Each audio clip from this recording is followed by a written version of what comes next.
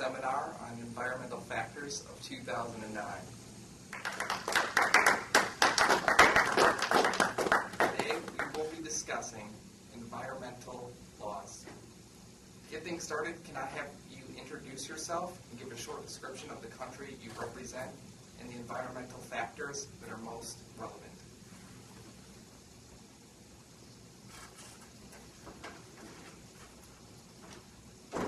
Hello, my name is Bart Schneider, and I'm a plant manager of Bombardier, which is an industry-leading transportation manufacturer who specializes in designing, manufacturing, and selling a wide range of world-class transportation equipment, systems, and services, with a headquarters based in Canada.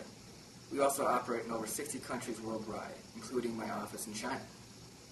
China is in a state of environmental crisis, with air pollution steadily increasing due to increasing levels of nitrogen dioxide released by power plants, heavy industry, and vehicle traffic.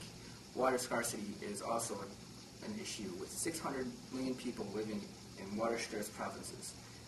Population density, acid rain caused by emissions from burning coal, which damages over 30% of the buildings and crops in the country. All right. Thank you, China, for that introduction. Now, can we please move on to India?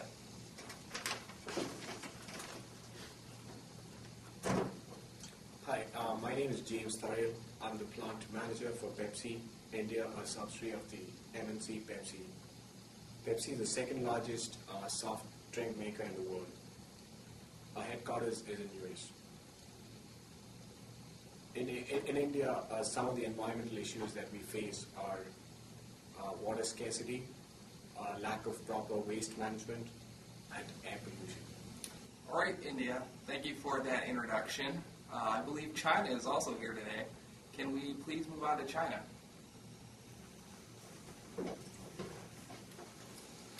Hi, I'm Samir Sheikh, and I'm here to represent Gazprom.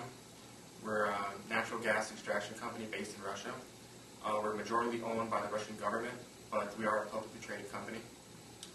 With $348 million in market capitalization, we are the third largest company in the world, and because of this, a lot of eyes are focused on us to see what we do in terms of protecting our environment. It's nice to have you here today. Being an oil producer, or gas producer rather, what would you say is the leading environmental factor that your company deals with? Well, we do have a lot of money to contribute to the problem. We want to make sure that it's well spent, and we're here today to see what other countries are doing, and if they have any other suggestions for us, to see how we can better protect our wildlife and air. All right, thank you, Samir. We appreciate you being here today. Now, can we move on to Canada?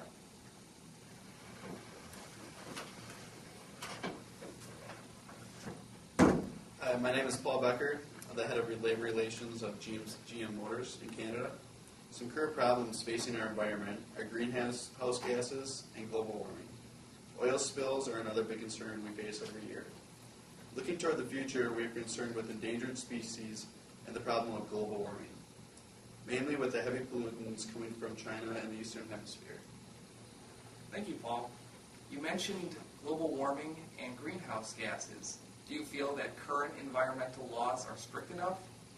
Canada has a reputation of being environmentally friendly. In the future, we don't want to be faced with heavy pollutants from other countries.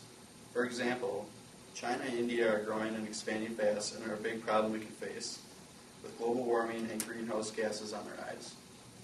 We feel in upcoming years, trying to regulate current air, water quality is a major factor we would like to come to agreement with. All right, thank you, Canada.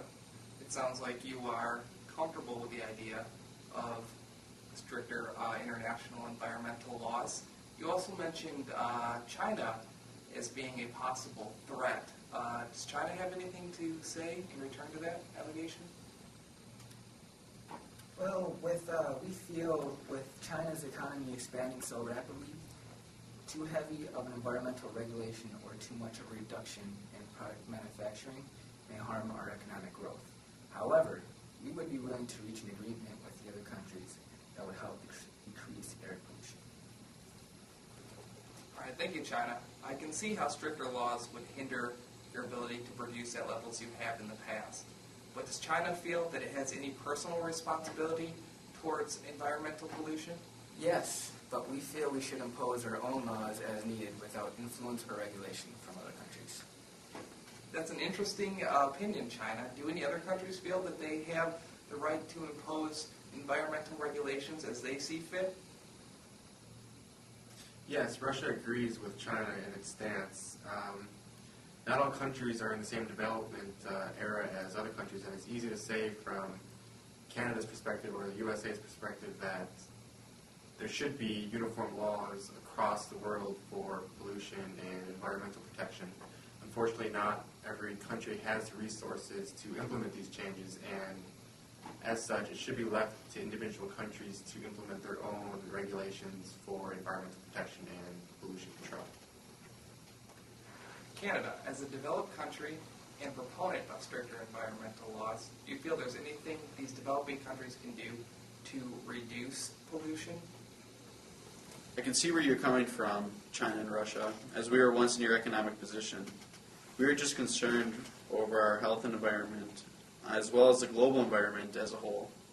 I hope we can come to an agreement as one to try and reduce the pollution problem together, as well as other growing concerns internationally.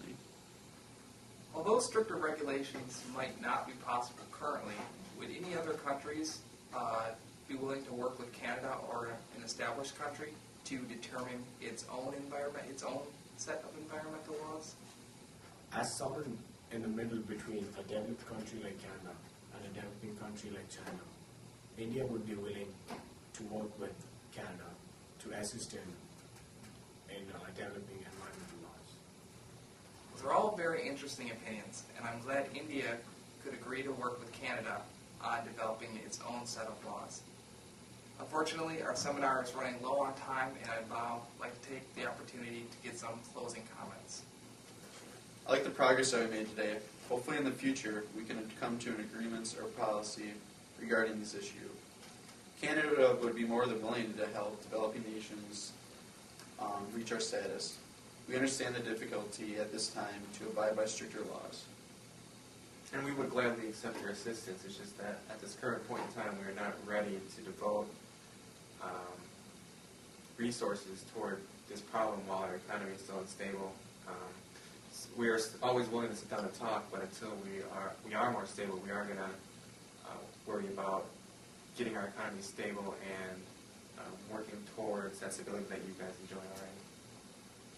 Does China or India have any closing comments it would like to add?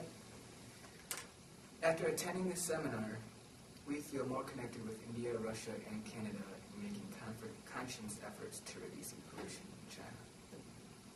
Thank you all for taking time out of your busy schedules to attend this conference. As we can all see, environmental regulations are of critical importance to your nations despite their size and development status. I think we can agree that a comprehensive set of environmental laws is just not possible at this time. I hope to see you all next year, and thank you again for coming to the conference.